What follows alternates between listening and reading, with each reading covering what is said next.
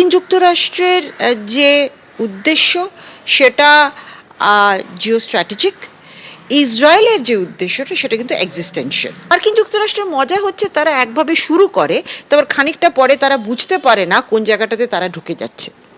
আপনি আফগানিস্তান দেখুন, অন্যান্য জায়গাতেও দেখুন, কিন্তু রেজিম চেঞ্জ করতে হলে যে ম্যাপিং দরকার, যে পলিটিক্যাল সলিউশন দরকার, সেই জায়গাটা কিন্তু এই মুহূর্তে আমার ধারণা ট্রাম্প প্রশাসনেরও মাথাতে নেই।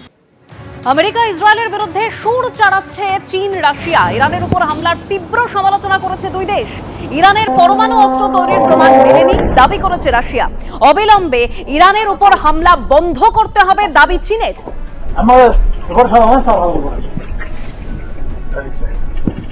আল্লাহু আকবার, আল্লাহু আকবার, আল্লাহু আকবার। আমেরিকা ইসরায়েলের বিরুদ্ধে এবার সুর চড়াচ্ছে চীন রাশিয়া। দুই দেশের তরফেই সমালোচনা করা হয়েছে। ইরানের উপর যেভাবে হামলা চলছে তার তীব্র সমালোচনা করেছে দুই দেশ। ইরানের পরমাণু অস্ত্র তৈরির প্রমাণ মেলেনি দাবি করেছে রাশিয়া। অন্যদিকে চীন দাবি করছে যে অবিলম্বে ইরানের উপর এই হামলা বন্ধ করতে হবে।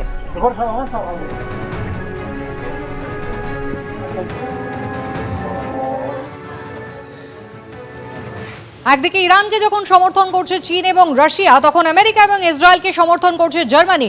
জার্মানি চ্যান্সেলরের সঙ্গে গতকালই ডোনাল্ড ট্রাম্প তিনি বৈঠক করেছেন। আপনারা জানেন ইরানের সন্ত্রাসবাদের বিরুদ্ধে তারা সরব হচ্ছেন এবং জার্মানির পক্ষ থেকে বলা হচ্ছে যে তারা ইরানের ভয়ঙ্কর সন্ত্রাসবাদের শাসন থেকে মুক্ত হতে চান, আর সেই কারণে শুরু থেকেই আমেরিকা ইসরায়েলের পাশে রয়েছে Germany.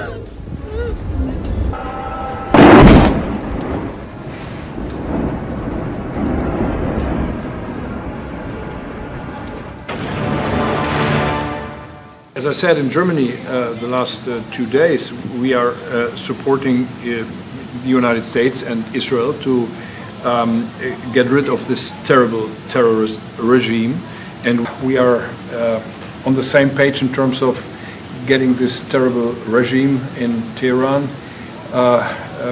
away, and we will talk about the day after, what will happen then if they are out. জ্বলছে পশ্চিম এশিয়া, আর এই যুদ্ধের আঁচে শেয়ার বাজারে ধস অব্যাহত। আজও সেন্সেক্স নিফটিতে বিরাট পতন। বাজার খুলতেই প্রায় ১৫০০ পয়েন্ট পড়ল সেন্সেক্স। নিফটির পতন 450 পয়েন্টেরও বেশি। তাল মিলিয়ে রেকর্ড পতন টাকার দামেও। ডলারের তুলনায় প্রথমবার টাকার দাম ৯২ টাকারও বেশি। বাজারে ধসের জেরে বাড়ছে সোনার উপর দাম। দুই ধাতুরের দাম বাড়ল প্রায় ১%।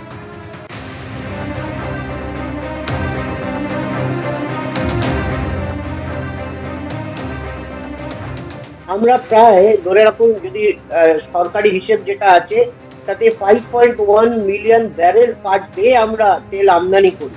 সেই জায়গাতে যদি তেলের ডিসরাপশন হয় তাহলে ভারতবর্ষের যে রিজার্ভ আছে, স্ট্র্যাটেজিক রিজার্ভ আছে, সেক্ষেত্রে 40-45 দিন আমাদের কোনো অসুবিধা হবে না। কিন্তু ক্রমাগত যদি এই চাপটা বাড়তে থাকে তাহলে তেল আমরা অন্যান্য জায়গা থেকে নেব, এটা বলাই বাহুল্য, এবং তেল কিনবার অতিরিক্ত খরচ লাগবে। এবং অতিরিক্ত খরচ মানে হচ্ছে ভারতবর্ষের যে বিদেশি মুদ্রা, যেটা ডলার দিয়ে আমরা তেল কিনি, সেই ডলারের অপচয় হবে এবং ভারতবর্ষের অর্থনীতির ক্ষেত্রে সেটা একটা চাপ দেবে।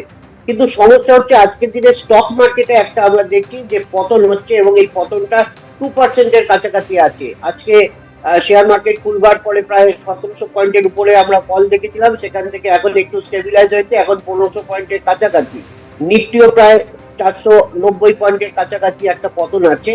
এখানে একটা তার অন্যতম কারণ হচ্ছে ফরেন ইনস্টিটিউশনাল ইনভেস্টর যারা ভারতবর্ষের বাজারের উপরে আস্থা রেখে শেয়ার কিনেছিলেন, তারা এখন এই অস্থিরতাতে তারা তাদের পেশেন্সটাকে লুজ করে তারা টাকাটাকে তুলে নিয়ে চলে যাচ্ছেন। ভারতবর্ষের যে ডোমেস্টিক ফান্ড কোম্পানিজ গুলো আছে, মিউচুয়াল ফান্ড কোম্পানিজ গুলো আছে, তারা কিন্তু অ্যাগ্রেসিভ বাইং করছে, তারা শেয়ারগুলো কিনবার চেষ্টা করছে, কিনছে, এবং তার জন্য কিন্তু যতটা আমরা দেখেছিলাম পতন হওয়ার কথা ততটা পতন হচ্ছে না, এবং এটা ধীরে ধীরে স্টেবিলাইজ হবে। এবং এর সঙ্গে সঙ্গে যারা ক্ষুদ্র লগ্নিকারী, আপনাদের টিভির পর্দায় চোখ রেখেছেন, আমার আপনার মতো লোক, তাদের ক্ষেত্রে আমি বলছি প্যানিক হওয়ার কারণ।